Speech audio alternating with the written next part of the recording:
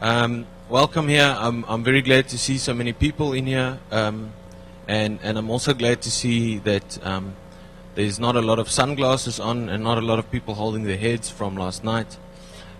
So yeah, welcome. Okay, so what we're talking about today is cyberterrorism and cyber warfare kind of thing. A lot have been said about cyberterrorism. There's a lot of stuff that can be said about it. There's a lot of people that say cyberterrorism is not a reality today, and that we don't really know that it can be effective. So what we're trying to do here today is not answer that question, but rather find out if there's a way to build a little bit of a framework that we can use to make these kind of attacks more effective. So let's go on to the next slide. Okay. People say, a packet can't fly a plane, so cyberterrorism isn't really something that will instill terror in people. And I tend to agree with it. It's easier to blow up a building than to have a nicely coordinated kind of attack. Typically what we're seeing today when you start reading about cyberterrorism, that kind of thing, typically what you're seeing today is people talking about denial of service attacks.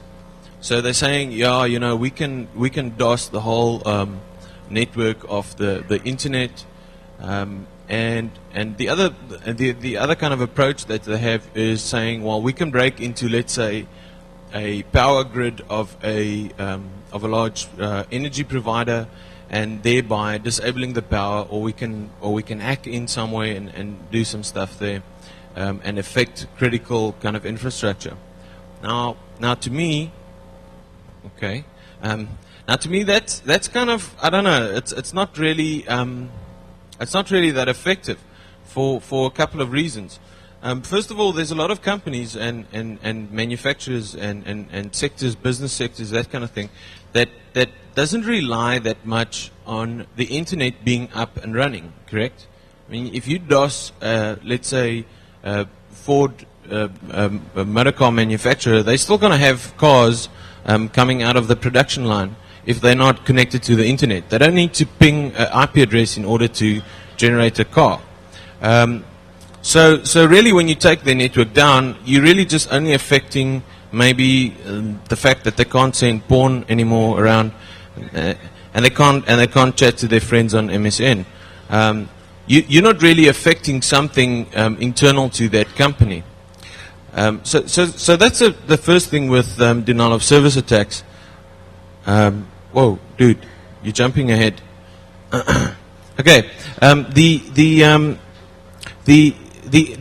second kind of attack that says we can break into a network and we can disable, let's say, the power grid for a specific area. While I think that is... Dude, you're jumping ahead. Okay. So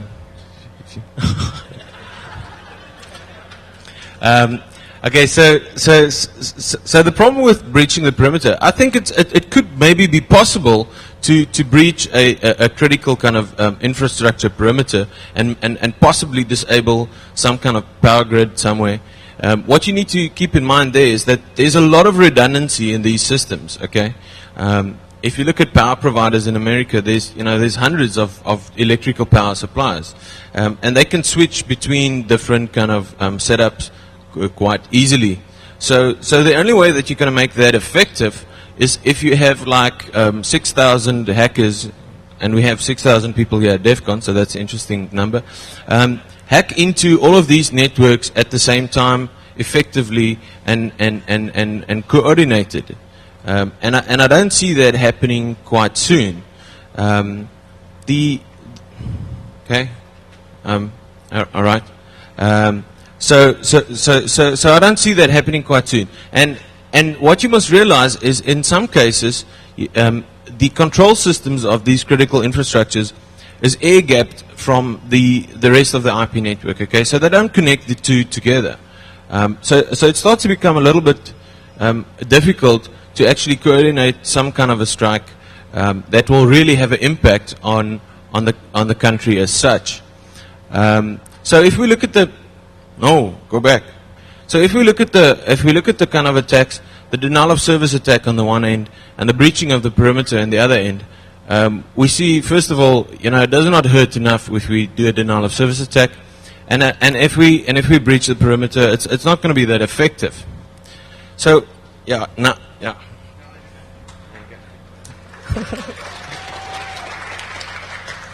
Okay, so what we need, what we really need is attacks that are very kind of focused towards a specific industry or a specific country, really nicely targeted. It must be closely coordinated, which means we want to see all of this happening at the same time. If you blow up a building, it doesn't help if you want to destroy a building. It does not help if you take one brick every day and move it away. After a while,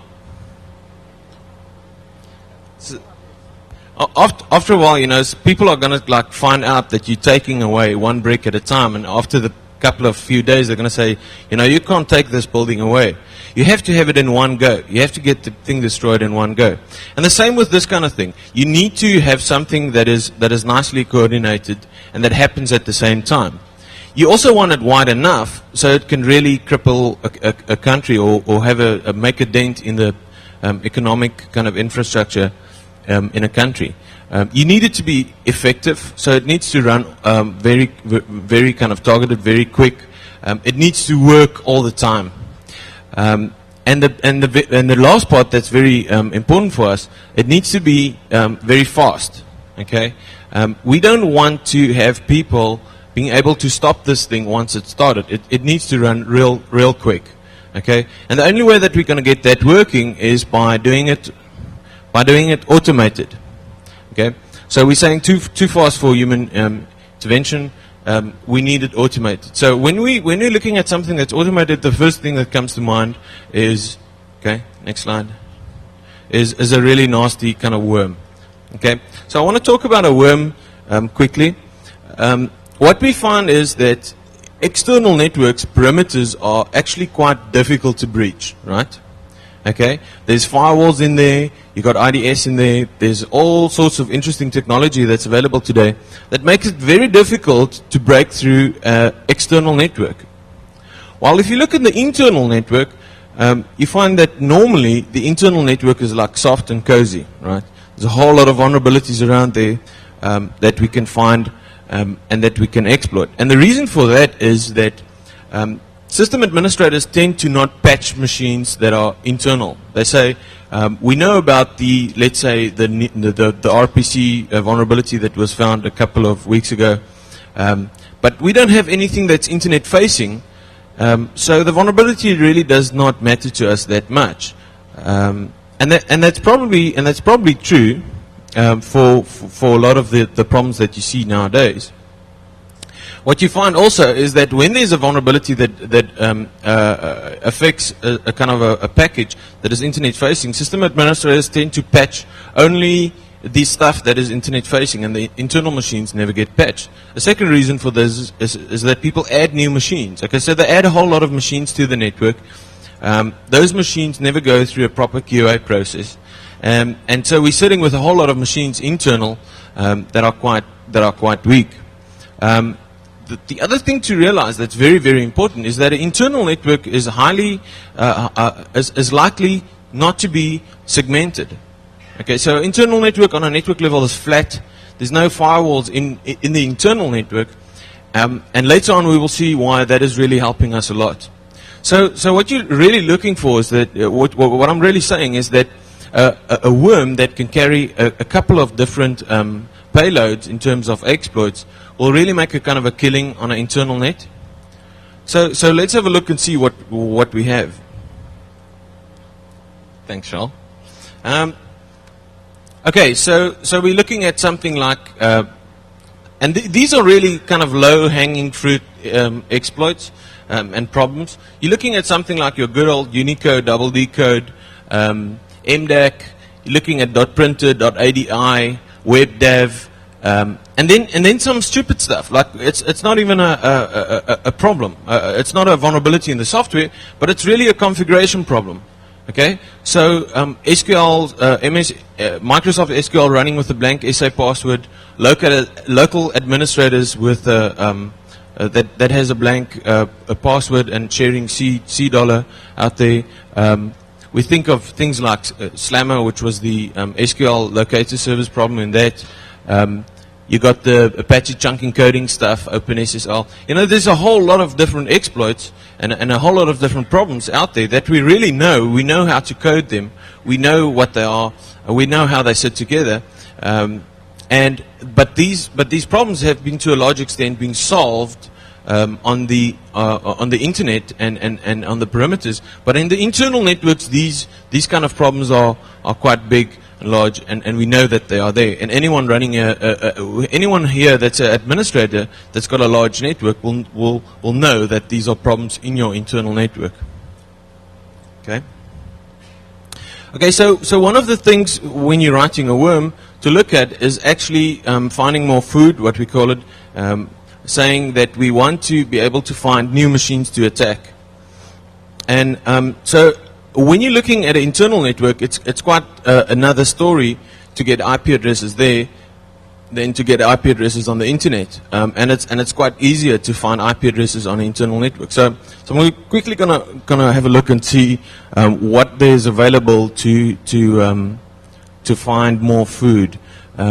First of all, the easiest thing that you can do is you can simply look at your IP address and then look at the net mask. If you see your IP address being 10.15.17.2 and your net mask 255.0.0.0, you know that you've got a whole class A network there that's just about, you know, all nice and flat, and you immediately got a whole lot of targets that you can look at. The second thing that we can do is we can start looking at SNMP, and we can basically go through the ranges that we now found in the first instance, send SNMP queries to all of those machines, see you respond. We tried with the community name of, let's say, public and Cisco and the company name or whatever, and we extract the roots, or as you call it, the routes of these machines, and we easily find all the other networks that's sitting on that internal network. The third thing we can do, and as we progress in here, you know, kind of the effectiveness of these methods is really kind of, you know, going down a bit. We can do a trace route to the internet. We can record the routes and see, you know, what kind of hops we find there to find out networks that's surrounding the net where we are at the moment. And that is given that the IP address where we're executing from is really internal to the network. So just now we're going to see how we're going to get this thing internal to the network. I know it's annoying when this thing goes on and off. It's annoying to me as well. Okay, the fourth thing that we can do is we can start just basically doing ping sweeps around the network and find out what's available. So we go one class C higher, one class C lower. We do a ping sweep. We look at the response times coming back, and from the response times we can have a good indication if that machine is sitting on a local network or not. And then last of all, if we're really, you know, if we're really getting desperate, then we can start doing a brute force and actually try to just run through a couple of IP numbers, ping them, and see what we come up. That's not really effective, but, you know, I thought it'd be nice if I put that in there. Okay, so let's look at it, at the next thing. I don't know if you can see there on the screen quite nicely. The one thing that's interesting for internal networks is when you look at denial of service attacks, the types of denial of service attacks that you can find on internal networks are very much more kind of sophisticated, and there's a couple of more choices that you can have when you're doing denial of service on internal networks than on external networks. Okay, so if I think about it real quick, you must realize that worms that you have on internal networks propagate at wire speeds. Okay, so you've seen what Slammer, for instance, does to your Cisco boxes, right? Slammer didn't have a dedicated denial of service payload, but because it propagated that quick and because it was sitting on an internal network, it was flooding your network to the extent that some of the routers went down. So when we're starting to build really denial of service attack tools that are dedicated to propagated wire speeds and really dedicated to do flooding on wire speeds, I think we can get some more interesting kind of numbers out there than with something that didn't have a dedicated denial of service payload. Something else that we can do on internal networks that we can't do on external networks is ICMP route redirection. We can start playing with the ARP tables of machines internal, something you can't do on the internet because you're not local to the network. You can start doing some trickery on the MAC addresses, like assign every IP address to your MAC address. There's a couple of things we can do there. We can do DHCP least exhaustion attacks, whereby we basically emulate the DHCP server until all the leases have expired. And there's a couple of things that we can do on the internal network that's really bad. Okay, you know what happens when you choose your IP address to be the same as your firewall. You know, the whole damn subnet goes down. We can even do something on a network where if we can sniff the traffic, that we can do hijacking of TCP connections. That's not that effective, but in an unswitched kind of network, it could do wonders. And while we're there, while we're sitting on the machine itself, we can somehow start and delete files. So we can corrupt all the doc files on the machine, all the XLS files. We can look for zip files, insert some bytes into the zip file, thereby corrupting it. We can see if we can flash the BIOS of the machine, so that when someone reboots the machine, all the BIOS settings are lost. We can do pop-up messages all around on all the machines that's been affected, thereby let's say with a pop-up message of something like, your machine has been infected, please contact your system administrator and read the following 25 characters to your system administrators. And then you put in the A$0.25, whatever. The reason for that is that it's basically going to disable the help desk to the extent that the PABX will be flooded, and you're really going to keep your administrators quite busy. Something else that we can do is we can look at the routers that's surrounding the network, okay? And we can have a module that will try to log into the routers and thereby disable all the interfaces on the machine itself. I know there's no default password for Cisco boxes, but you know, some of the other 3COM switches, some of that stuff has got default passwords. You can kind of guess passwords and see if you can actually get into the machine and disable the interfaces. What will happen then is that your administrator won't be able to get to the affected machines at all, and they need to physically go to the router and you know, plug a cable in there. Now imagine, you know, it doesn't sound that bad, but if you think about a network with like 50,000 machines on there, and let's say, you know, 1,000, 2,000 different routers, it starts to become a little bit of a nightmare. Okay, so I know you can't see a lot there because it's a little bit too light in here, but that's typically what a design of such an internal worm would look like. We got basically 3 modules. The first module does the reconnaissance. The second module does the actual exploitation, and the third module in there does the denial of service. Now, of course, the one thing to keep in mind here is that denial of service attacks and a kind of biological agent that propagates through the network does not match very well. Okay, so if you have an instance of this worm starting off doing denial of service attack straight away, you might disable the whole of the network, and it means you're not going to propagate into all the machines that you need to. You can understand what I'm saying. On the one end, you have someone that's killing everyone. At the other end, you want to infect everyone. Those two things, they don't work together quite well. So we worked out a kind of a model to get that right.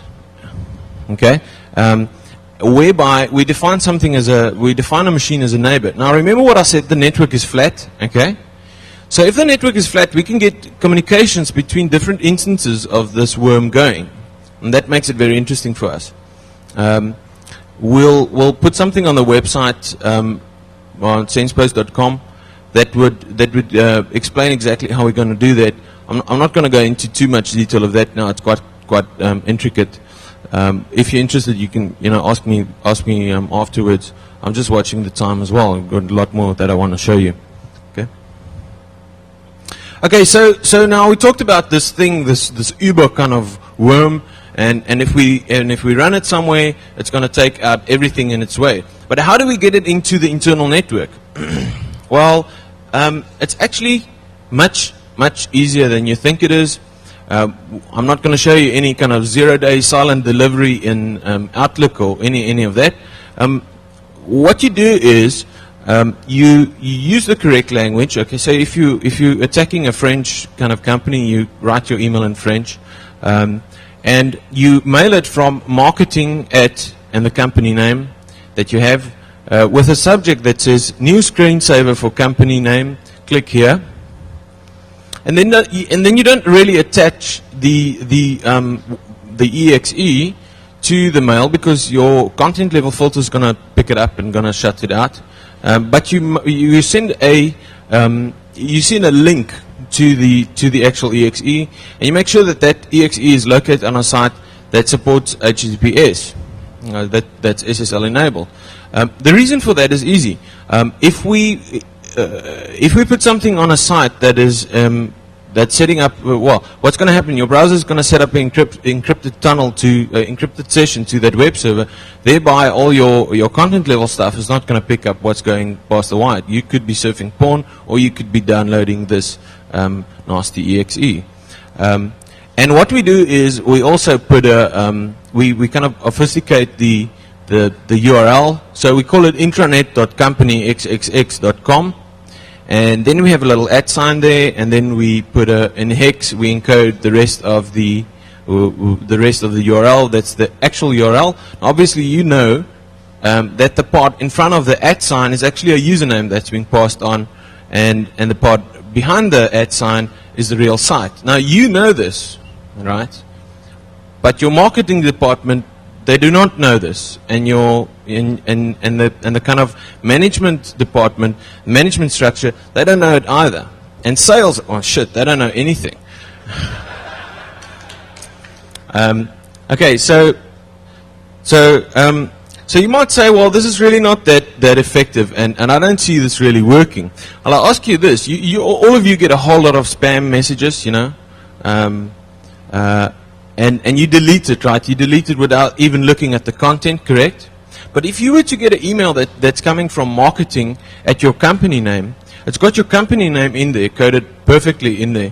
And it says new screensaver for your company name, perfectly spelled okay, and it's in your language that you speak, then you're probably going to have a look at it, right? You might not execute the stuff because you people here are more kind of security aware. But it's actually a nice way of getting it in there. So let's look at stats. So we wanted to do this and see what it would get to, and we couldn't really find someone that would let us test it. So at the end of the day, we got a bank in South Africa that allowed us to send it to their security team. Okay, it's 13 people of the security team. Now here's the stats. Because the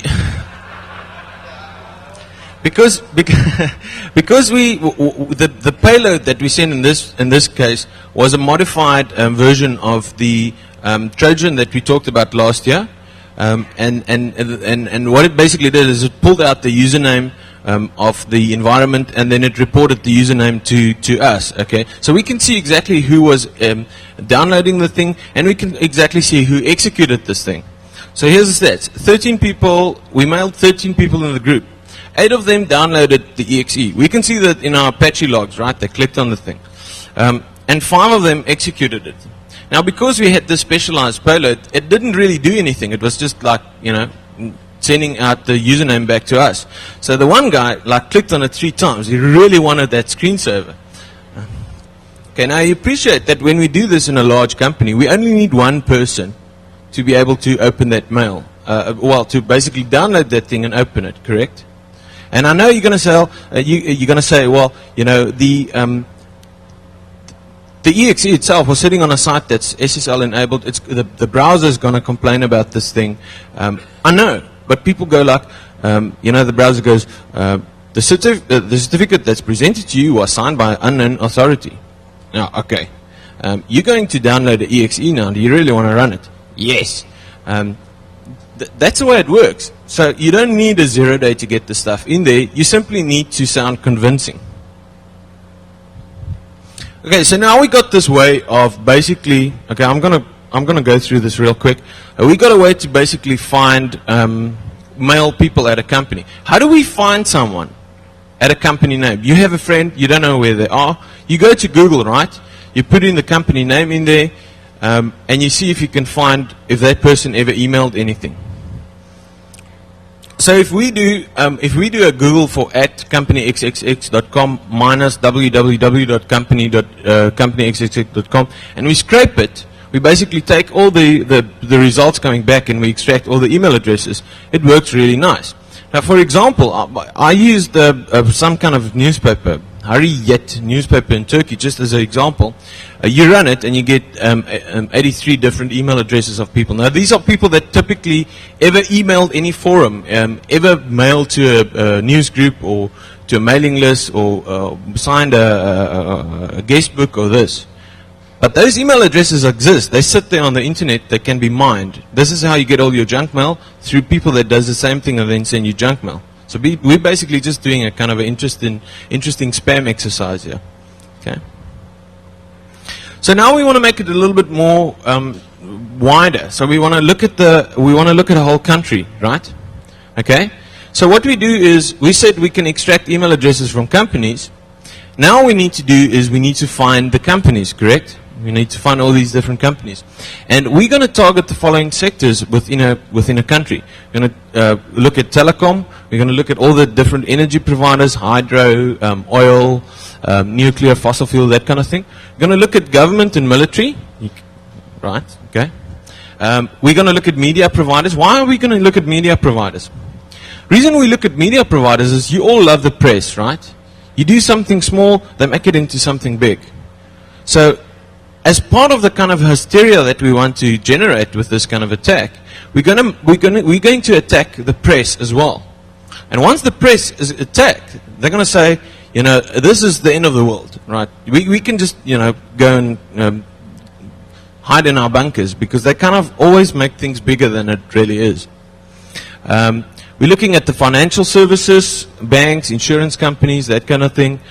We look at prominent businesses. And the reason we look at prominent businesses is that in some countries, the let's say 60 or 70 or 80% of the country's GDP is generated by one company. So we want to find that one company and take it out as well. And we look at emergency services. In the online demo that we're showing you just now, we're not looking at emergency services. And we look at transport. And for transport, we look at airlines and we look at railway. Okay, so how do you find companies or departments within these different sectors? Well, let's split it up in the private sector and the public sector. The private sector is actually quite difficult to find.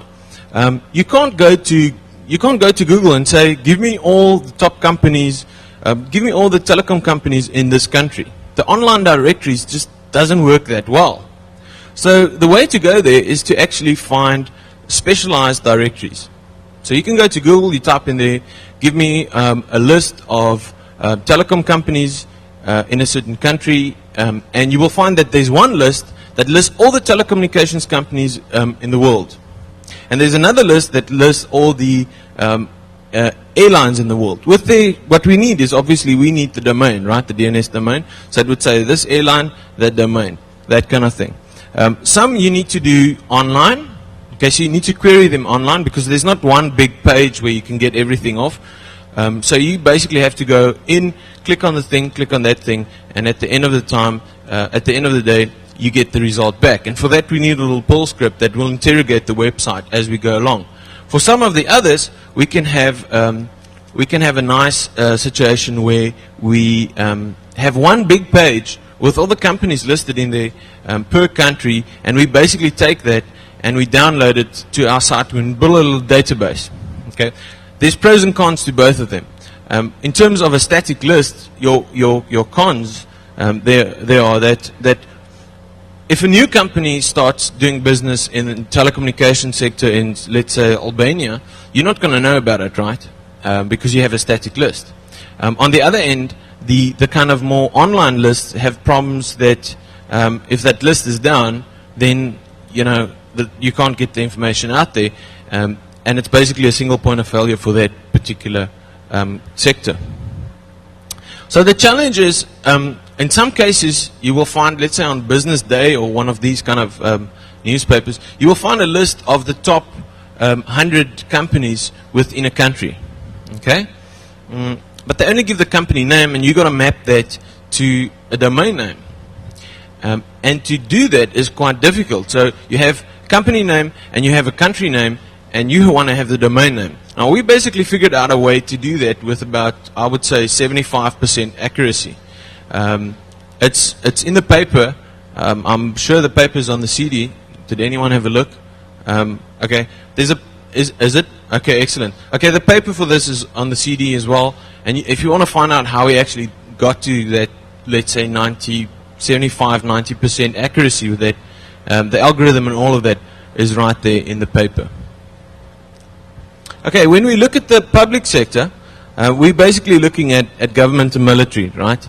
And here's where it starts to become a little bit more interesting. We all know that there's that most of the countries have for government, let's say .gov.za, right? The problem here is that not all of the countries have actual .gov. Like France, for instance, have .gouv. That's their sub-TLD for government. Okay, so we can find that out. It takes a while, but after a while you kind of find all the different government sub-TLDs that there are. Some countries don't have it. Germany, for instance, I don't think has a .gov.de as such. Maybe you can help me out, all the German hackers that's in here. Okay, so what we can do now, remember we have this Google scraper that will basically go through the internet and find out email addresses within a specific department, within a specific domain. So if we basically scrape, gov.za, for instance, okay, we're going to find a whole lot of different sub-departments sitting within gov.za itself. And we can then take those sub-departments, let's say it says energy, there's someone mailing from someone, let's make it Pete, at server1.energy.gov.za. Okay, what do we know about that email address? First of all, we know that energy is now a department within gov.za, right? So now we can scrape for energy.gov.za again and find out all the different subdomains in there. And this we can do recursively until we basically found out all the different blocks, all the different blobs of domain names within a specific TLD. Right, when we do the demo, you'll see how it works. We can do the same for military as well. The problem for military, though, is that a lot of the military domains are actually contained within government domains. So we can't get, we have to, for instance, you will see a domain called mod.com.my, which is Ministry of Defense for Malaysia. Okay. Now that would be mod.gov.my, sorry. Okay, mod.gov.my. And that's basically the whole of the Defense Department in terms of IP space being put into the government sub-TLD. So what we've done at the end of this whole thing is we've also done a little bit of our footprinting algorithms. Anyone was at Black Hat Seattle or in Black Hat Amsterdam would know that we've been doing a whole lot of work on footprinting as well. And basically converting these domains into IP addresses. If you want to go for an external attack, you would want to have those IP addresses in there as well. So as a kind of an afterthought, we also put a little module in there that once you have the domain, you can do the footprint in terms of the IP address. Okay? And we know that people love GUIs. Okay, so we got a graphical user interface for this thing. We actually didn't want to do it, but then, at the end of the day, this is the thing that really sells. So we're not selling this. So what I want to show you quickly is the graphical user interface for this little thing that we built. The first thing you can see there, if you scroll down, is that you have an updated kind of a sun map of the world. And the reason for that is simply because if you are attacking a certain country, you want it to be daylight over there, right? Why? Because people tend to read more email during the day. And now you can see exactly, when the sun is coming up in your country of target, and you can say, okay, now is a good time to start the attack. And then at the bottom there, you would see there's a couple of continents that we can choose from. So let's just go to North America. Okay, and we got our little North American thing in there. I want you to go to, let's go to the United States for now. And here you have different types of industries that you now can select. What I want you to do, Charles, is I want you to go to prominent businesses, select prominent businesses for me, select government, and select military. Okay.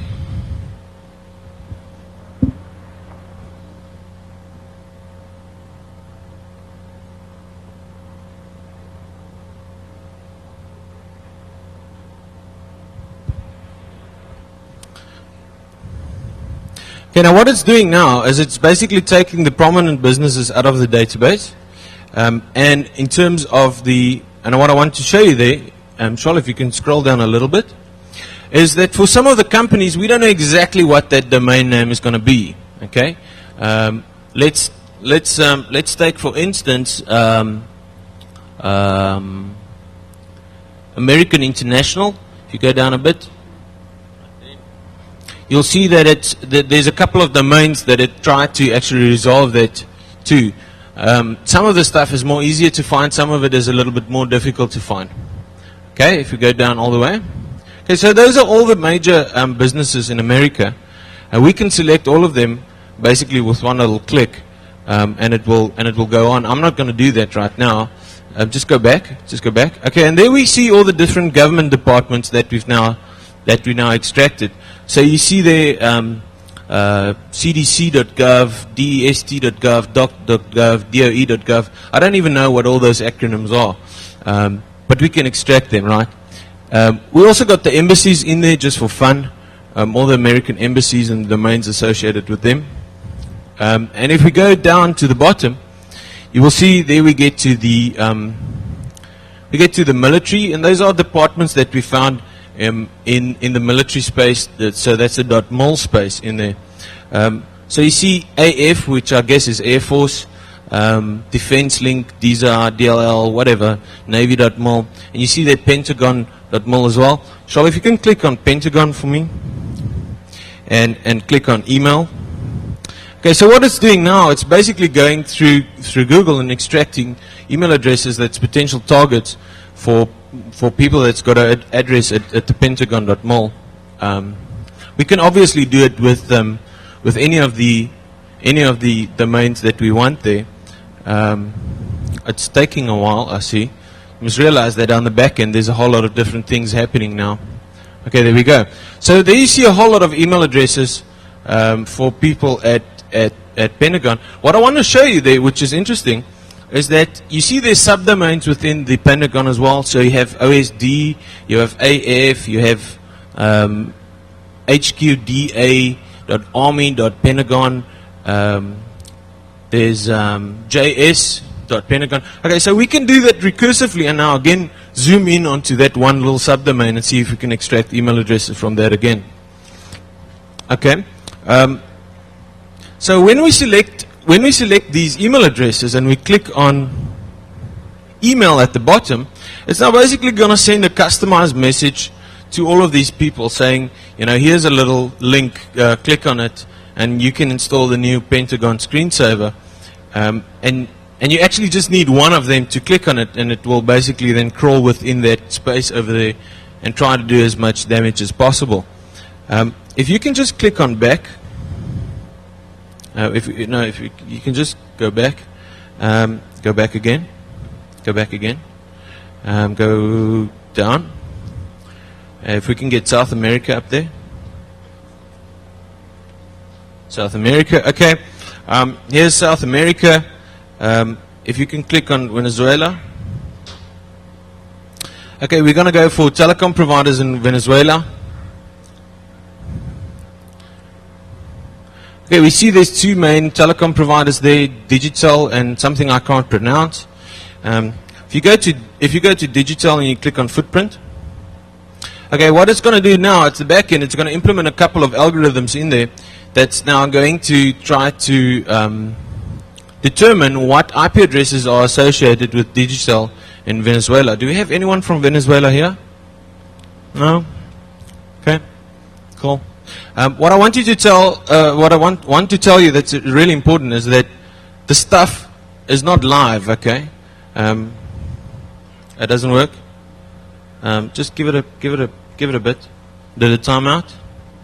Okay, it actually timed out on the Mac, which is a pity, because otherwise you would see exactly the DNS names and the different IP addresses associated with. Okay, okay, guys. Okay, stop attacking us.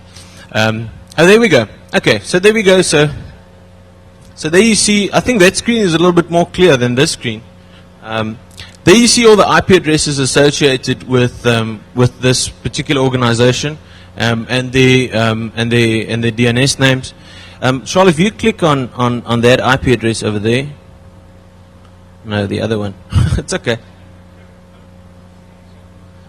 90. Yeah. Oh, okay.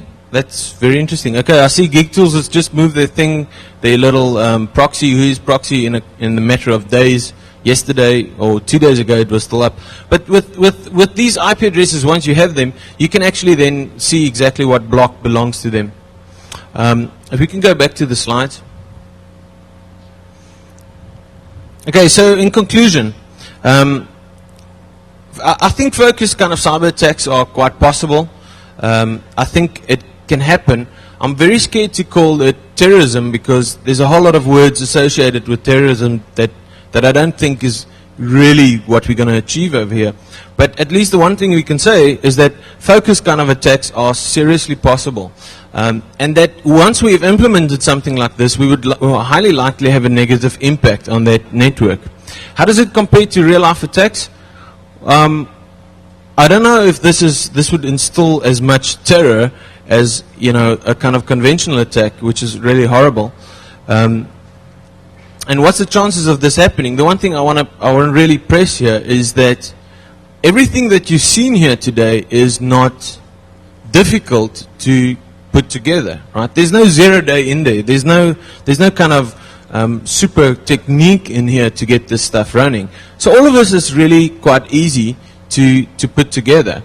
And should we worry? Well, I think as networks and as critical systems are becoming more and more connected to the internet, and as control systems are becoming more connected to internal networks, this would be, you know, this becomes a much bigger problem for us. Nowadays, we tend to say, well, let's air gap the critical systems with the internet, which is cool, right? We do that. But we don't air gap our internal systems with critical systems. People tend to think about cyber terrorism and cyber attacks more and more along the lines of, we have to breach the perimeter and get through the perimeter, and then we can do stuff. And because our perimeters are safe, it's all right. While the internal networks suffer muchly. I think the answer to this kind of problem at the end of the day would be 5 minutes. Okay, I'm almost done here. At the end of the day, the answer to this thing would be really to educate your users, right? If you throw more firewalls at this problem, the problem is not going to go away. If you throw more technology to this, it's really not going to go away. But if you educate your users not to click on a little link, you know, then you're really solving the core of the problem. I thank you for your time, and I hope it was interesting. Thanks.